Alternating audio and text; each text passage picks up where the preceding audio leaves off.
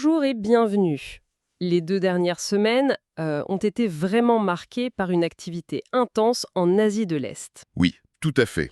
Entre les pactes de défense, les démonstrations de force, Et même les catastrophes naturelles, la région est clairement en pleine effervescence. La question qui se pose est la suivante. Assistons-nous à une escalade ou est-ce un jeu d'échecs géopolitique beaucoup plus complexe? c'est ce que nous allons tenter de démêler aujourd'hui en analysant la situation autour de Taïwan, des Philippines et, bien sûr, de la mer de Chine méridionale. Cette analyse vous est présentée par ProEv AI et cette discussion est générée par Stylo News, l'application d'information alimentée par l'IA. Il faut savoir que Stylo News est la version grand public du logiciel Stylo Intels, qui est, lui, conçu pour les gouvernements, les armées, les grandes entreprises. Ce qui signifie que nos auditeurs ont accès à un outil qui s'inspire de ce qui est utilisé pour soutenir les décideurs au plus haut niveau. Exactement. Alors, commençons par la diplomatie. Il y a eu ce développement majeur le 15 janvier. Oui, Le Japon et les Philippines qui ont signé un pacte de défense important à Manille. On parle d'un accord d'acquisition et de services croisés. Qu'est-ce que ça veut dire concrètement? mais concrètement, c'est un accord qui est là pour huiler les rouages de la coopération militaire. Il permet aux forces japonaises et philippines d'échanger du matériel. Du carburant, des munitions, ce genre de choses? Voilà, exactement. Sans les lourdeurs administratives habituelles, surtout pendant leurs exercices conjoints. Mais ce qui est vraiment important de comprendre, c'est que ce n'est pas un événement isolé. Ah non. Non, c'est une pièce de plus dans un puzzle qui se met en place. Ça fait suite à un accord de 2024 qui autorisait déjà le déploiement de troupes. D'accord. Et presque au même moment, on a l'Australie qui annonce des investissements dans 5 bases militaires philippines. On a donc l'impression qu'un réseau est en train de se tisser autour des Philippines. Est-ce qu'on se dirige vers une sorte d'OTAN aviatique, entre guillemets? C'est une excellente question, et la réponse est non, pas vraiment. Pourquoi? Ce qui est frappant, ce n'est pas tant que ces alliances se forment, mais leur nature. Ce ne sont pas de grands traités à la manière de l'OTAN, vous savez, avec une clause de défense mutuelle automatique. C'est plus souple. Beaucoup plus souple. C'est un maillage presque à la carte. Chaque pays, que ce soit le Japon, l'Australie, avec les États-Unis en arrière-plan, renforce ses liens bilatéraux avec Manille. Ensemble, ils créent un réseau de sécurité décentralisé. C'est une nouvelle forme de dissuasion, en quelque sorte? C'est ça, moins monolithique et peut-être plus résiliente. C'est intéressant parce que ça veut dire que chaque pays y poursuit son propre intérêt. Vous parliez du Japon, par exemple. On sait que leur constitution les a longtemps cantonnés à un rôle purement défensif. Oui, Le fait qu'ils signent ce type de pacte, c'est le signe que Tokyo a vraiment changé de logiciel. complètement. C'est un changement monumental. Le Japon s'éloigne activement de sa posture d'après-guerre pour devenir un acteur de la sécurité régionale à part entière. Et pour les autres? Pour les Philippines, l'objectif est clair, renforcer leur capacité de dissuasion face à la Chine. Et pour l'Australie, il s'agit de renforcer sa présence dans une zone qui est cruciale pour ses propres lignes de communication. Chacun y trouve son compte. Précisément. Mais si on se met à la place de Pékin, ne serait-ce qu'un instant, on imagine qu'il ne voit pas ça d'un très bon œil. C'est le moins qu'on puisse dire. Il pourrait interpréter ça comme une stratégie d'endiguement. C'est d'ailleurs ce que dit leur presse, comme le Global Times, n'est-ce pas? C'est précisément l'angle d'attaque des médias d'État chinois. Le Global Times qualifie ces pactes de provocateurs. Pour Pékin, ce sont des manœuvres menées par les États-Unis et leurs alliés pour, je cite, encercler la Chine. Donc toute cette activité diplomatique n'est pas restée sans réponse. Non, la réponse sur le terrain était quasi immédiate et multiforme. Alors parlons-en. Quelle a été justement leur réaction, notamment autour de Taïwan, qui reste le point le plus sensible? La pression militaire a été quasi constante. Les sources qu'on a analysées montrent que depuis le 18 janvier, c'est presque tous les jours. Des drones, des avions de combat, des navires de l'APL, L'Armée populaire de libération. qui ont franchi la ligne médiane du détroit pour entrer dans ce qu'on appelle l'ADIZ de Taïwan. Attendez, ADZ.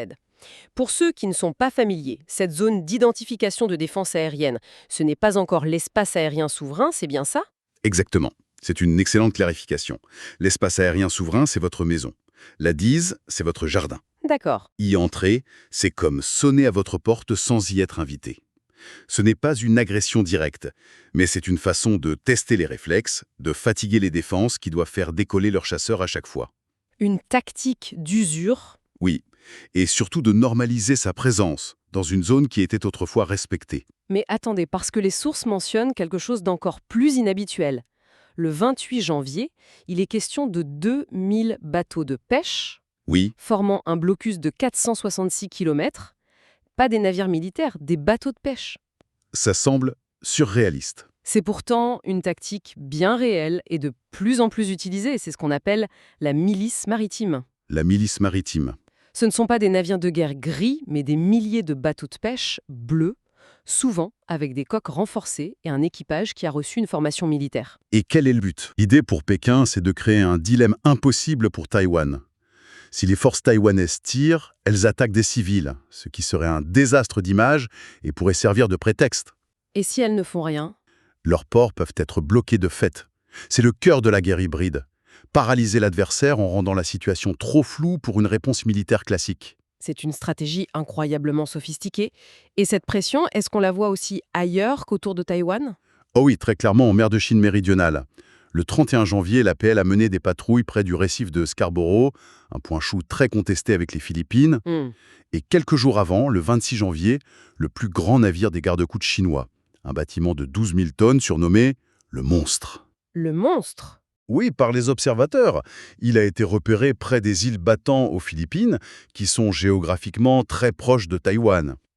Un de nos contacts, un garde-côte philippin, nous le décrivait comme un mur d'acier flottant. Un mur d'acier flottant, l'image est parlante. Et j'imagine que ce ne sont pas que des démonstrations de force temporaires. Non, pas du tout. C'est une stratégie de long terme. Des images satellites récentes confirment la construction d'une nouvelle base militaire sur le récif d'Antelope. Et un nouveau quai pour porte-avions est désormais opérationnel à la base navale de Sonia.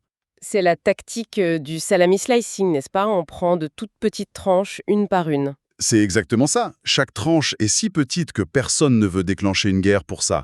Mais à la fin, il n'y a plus de salami. Ce qui nous ramène aux Philippines, qui se retrouvent vraiment au centre de toutes ces tensions. Comment Manille arrive à naviguer dans ces eaux si troubles? Manille joue un jeu d'équilibriste très délicat, sur plusieurs fronts à la fois. D'abord, sur le plan diplomatique, il y a les protestations officielles, très fermes. D'accord. Mais en même temps, ils ont repris le dialogue politique avec Pékin sur ces mêmes questions maritimes, pour garder un canal de communication ouvert. Ils protestent d'une main et discutent de l'autre. Voilà. Et puis, il ne faut pas oublier qu'ils vont prendre la présidence de l'ASEAN en 2026. Ils comptent bien utiliser cette position pour pousser un code de conduite en mer de Chine méridionale qui soit, cette fois, juridiquement contraignant. Ce que la Chine a toujours refusé. Et sur les plans militaires et économiques? Militairement, la réponse est directe. Des patrouilles navales et aériennes conjointes avec les États-Unis, notamment près de Scarborough. C'est une réponse du berger à la bergère. Et économiquement? Sur le plan économique, il y a eu une annonce très stratégique du président Marcos Jr. le 19 janvier. La découverte d'un important gisement de gaz, Malampaya East 1. Près de Palawan? Exactement. Et sa réaction a été immédiate. Déploiement des garde-côtes pour sécuriser la zone. C'est une manière très concrète d'affirmer sa souveraineté, avec des faits, pas seulement des mots. Au milieu de toutes ces manœuvres, un événement imprévu est survenu. Le naufrage d'un cargo. Oui, un drame humain, mais un moment géopolitique fascinant. Pourquoi? Parce qu'un cargo, avec un équipage entièrement philippin, a chaviré précisément près du récif de Scarborough, un des endroits les plus contestés de la planète. Et là? Et là, chose incroyable, on a vu les gardes-côtes chinois et philippins coopérer pour une opération sauvetage. C'est un exemple rare de coopération pragmatique qui l'emporte sur les tensions. Pendant ce temps, la Terre a tremblé aussi. Oui, un séisme de magnitude 6,0 dans le sud des Philippines, rappelant que les défis naturels, eux, ne tiennent pas compte des frontières. Cette nervosité ambiante, elle ne se limite d'ailleurs pas à la mer de Chine méridionale. Si on élargit un peu, toute la région est en train de se réarmer, n'est-ce pas Sam? Absolument. Cette tension n'existe pas dans le vide. Si on regarde un peu plus au nord, la Corée du Sud fait exactement la même chose face à la menace nord-coréenne. Elle s'arme, elle achète de nouveaux systèmes de missiles PSC-3. C'est le même réflexe de défense. Oui, qui se propage dans toute la région. Et pour compliquer le tout, il y a ce facteur naturel. Les sismologues estiment qu'il y a une probabilité de 60 à 90% qu'un méga-séisme se produise au large du Japon dans les 30 prochaines années. Une véritable épée de Damoclès. On imagine le cauchemar si un conflit éclatait en même temps qu'une telle catastrophe. Comment les deux superpuissances, les États-Unis et la Chine, se positionnent-elles? Les États-Unis viennent de publier un nouveau rapport sur leur stratégie de défense qui identifie sans surprise la Chine comme le principal concurrent stratégique. Ce qui formalise une posture déjà bien établie. Oui, et ça prépare le terrain pour une présence encore plus affirmée. Du côté de la Chine, c'est plus opaque. On a appris récemment qu'une enquête pour corruption a été ouverte contre le général Zhang Youxia. Ce niveau-là, est-ce que ça rend l'armée plus ou moins prévisible? C'est la question à 1 million de dollars. D'un côté, ça pourrait indiquer que Xi Jinping continue de consolider son pouvoir, de s'assurer de la loyauté absolue de son armée, Ce qui la rendrait plus réactive? potentiellement. Mais de l'autre, ça peut aussi introduire une part d'instabilité, de méfiance interne. Les analystes occidentaux, comme ceux du Taipei Times, y voient un signe de faiblesse. Les sources chinoises, elles, n'en parlent quasiment pas. Ce qui est une information en soi. Tout à fait. Bon, si on met tout ça bout à bout, l'image qui se dessine, c'est celle d'un réseau d'alliances souples qui se resserre d'un côté, et de l'autre, Pékin qui multiplie les coups de pression avec toute sa palette d'outils. C'est exactement ça. Et pour les semaines à venir, il y a plusieurs points chauds à surveiller de très près. Lesquels? Premièrement, les négociations sur ce fameux code de conduite en mer de Chine méridionale. Vont-ils réussir à obtenir un accord contraignant? Deuxièmement, la poursuite des tactiques d'usure autour de Taïwan. Et troisièmement, la mise en œuvre de l'accord nippo-philippin. On devrait voir des exercices conjoints. Oui, et leur nature nous en dira long. Et enfin, bien sûr, la réponse américaine à sa nouvelle stratégie qui se traduira sûrement par plus d'opérations de liberté de navigation. Tout cela dessine un avenir chargé de tensions. Pourtant, au milieu de toutes ces manœuvres, l'image qui me reste, c'est ce sauvetage coopératif des marins philippins. Hmm. Et ça soulève une question finalement. Est-ce que ce moment d'humanité partagée, où l'on sauve des vies avant de se disputer des rochers, est un modèle possible pour une future coopération? Ou est-ce que ce n'était qu'une brève, fragile exception dans une mer de conflits qui ne fait que s'approfondir? C'est une question essentielle. Notre analyse d'aujourd'hui a été rendue possible grâce à Stylo News.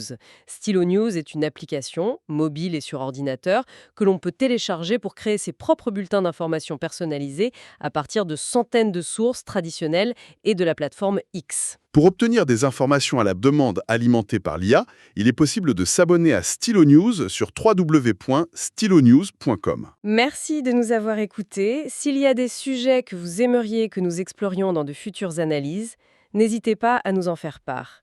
Et n'oubliez pas de suivre Stylo News sur vos réseaux sociaux préférés.